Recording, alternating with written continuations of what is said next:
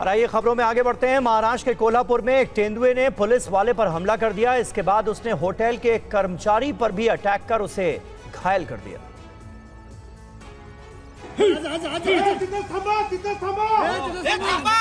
तेंदुआ कोल्हापुर के नगला पार्क इलाके के रिहायशी इलाके में घुस गया, जिसके बाद पुलिस वाले डंडा और रॉड लेकर उसे पकड़ने पहुंचे। इस दौरान तेंदुआ आक्रामक हो गया और उसने रेस्क्यू टीम पर हमला बोल दिया। तेंदुए के हमले की तस्वीर देखिए। तेंदुए के हमले से पुलिसकर्मी जमीन पर गिर जाता है। उसके बाद पुलिस वाला तेंदुए से बचने की कोशिश करता दिख रहा है। पुलिस वाले पर हमले के बाद तेंदुआ एक ड्रेनेज में छिप गया। रेस्क्यू टीमें की मुश्किलें बढ़ गईं। पूरे इलाके में दहशत का माहौल बन गया। सूचना के बाद वन विभाग की मौके पर पहुंची टीम तेंदुए को पकड़ने की कोशिश में जुट गई। करीब 3 घंटे की मशक्कत के बाद वन विभाग की टीम ने तेंदुए को पकड़ा।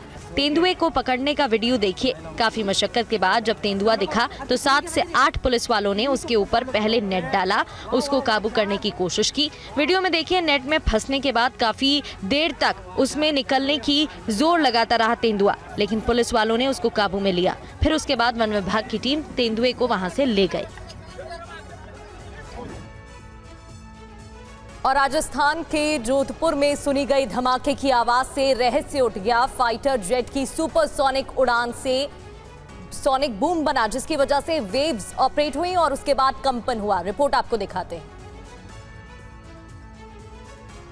वीडियो एक होटल का बताया जा रहा है, जहां शुरू में सब कुछ सामान्य दिख रहा है, फिर थोड़ी देर बाद कुछ ऐसा होता है कि लोग सहम जाते हैं। आवाज इतनी ज्यादा थी कि होटल के दरवाजे हिल जाते हैं। जांच में पता चला है कि ये कोई बम धमाका नहीं था, बल्कि फाइटर जेट की आवाज से कंपन हुआ था, जिसकी आवाज कई किलोमीटर दूर तक सुनी गई। सड़क पर खड़ी गाड़ियां भी कंपन से हिल गईं। धमाके की आवाज के बाद पुलिस कंट्रोल रूम के लोगों ने लगातार फोन करके जानकारी ली तो पता चला कि एयरफोर्स के 3 एयरक्राफ्ट ने उड़ान भरी थी। कंपन को लेकर वायुसेना ने कहा कि ये कोई विस्फोट या भूकंप नहीं था, बल्कि जोधपुर एयरबेस से एक फाइटर जेट ने ट्रेनिंग मिशन के तहत सुपरसोनिक स्पीड में उड़ान भरी थी। इस दौरान विमान ने ध्वनि की गति को पार कर लिया, जिससे हवा में शॉक वेव्स पैदा हुई और जमीन पर धमाके जैसी आवाज सुनाई दी। वायुसेना ने नागरिकों से शांत रहने की अपील की, क्योंकि ये उनकी सामान्य प्रशिक्षण प्रक्रिया का हिस्सा है। जोधपुर में वायुसेना का बड़ा बेस होने के कारण ऐसी घटनाएं कभी कभी होती रहती हैं। अजमेर में हिट एंड रन का एक और मामला सामने आया है। तेज रफ्तार कार ने बाइक सवारों को रौंद दिया और इस हादसे के बाद कार सवार अभियुक्त फरार। गली में तेज रफ्तार कार ने कोहराम मचाया। बाइक सवार 2 युवकों को टक्कर मारी। आमने सामने की टक्कर से एक युवक की मौत हो गई, दूसरा गंभीर रूप से घायल हो गया। सड़क हादसे का यह हैरान करने वाला वीडियो राजस्थान के अजमेर का है। इस तेज रफ्तार कार ने बाइक सवार को जोरदार टक्कर मार दी। इस हादसे में बाइक पर सवार एक शख्स की मौके पर मौत हो गई। सड़क हादसे की इन तस्वीरों को देखिए। बाइक पर 2 युवक सवार थे, जो अजमेर के राती डांग कॉलोनी इलाके से गुजर रहे थे। इस दौरान तेज रफ्तार कार अचानक सामने से आई और बाइक सवार युवकों को रौंद दिया। इसके बाद दोनों बाइक सवार युवक हवा में उछलकर जमीन पर गिर गए। हादसे में एक युवक की मौके पर मौत हो गई, जबकि दूसरा गंभीर रूप से घायल हो गया। हैरानी की बात तो ये रही कि कार सवार बिना रुके मौके से फरार हो गया। अब हिट एंड रन के इस केस में पुलिस तफ्तीश कर रही है। सीसीटीवी फुटेज के आधार पर कार सवार की तलाश की जा रही है। इस रूट पर पड़ने वाले सभी सीसीटीवी कैमरे खंगाले गए हैं, तो गाड़ी का नंबर भी ट्रेस किया गया है। पुलिस का कहना है कि जल्द अभियुक्त पर शिकंजा कस दिया जाएगा।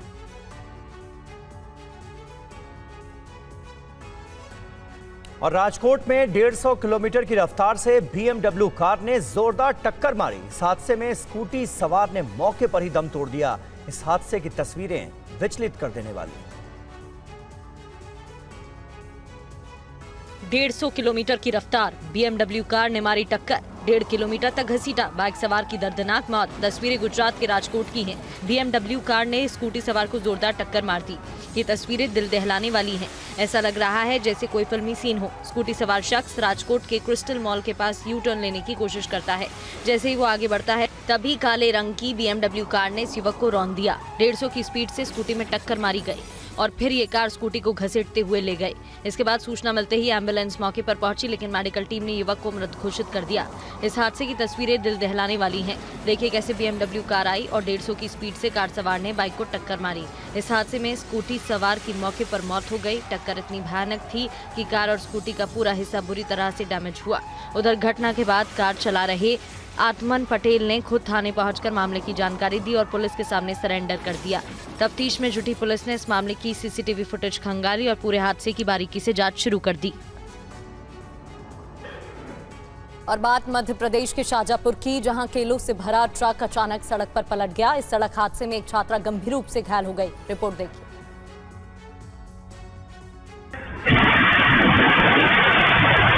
ये वीडियो मध्य प्रदेश के शाजापुर का है, जहां अचानक एक ट्रक अनियंत्रित होकर पलट गया। देखिए कैसे शुजालपुर में आकोदिया नाके के पास इस तेज रफ्तार ट्रक का अचानक संतुलन बिगड़ा और वो पलट गया। पलटने के बाद ट्रक सड़क किनारे मौजूद कई घरों से जा टकराया।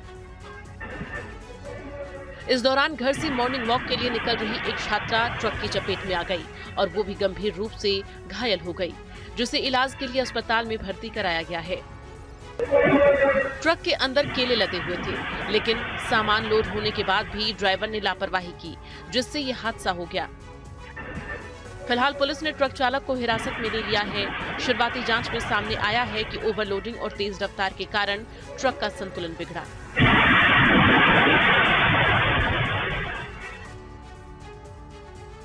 अभिनेता धर्मेंद्र को अस्पताल से छुट्टी मिल गई है और मुंबई के ब्रीच कैंडी हॉस्पिटल से डिस्चार्ज होकर धर्मेंद्र घर आ गए हैं।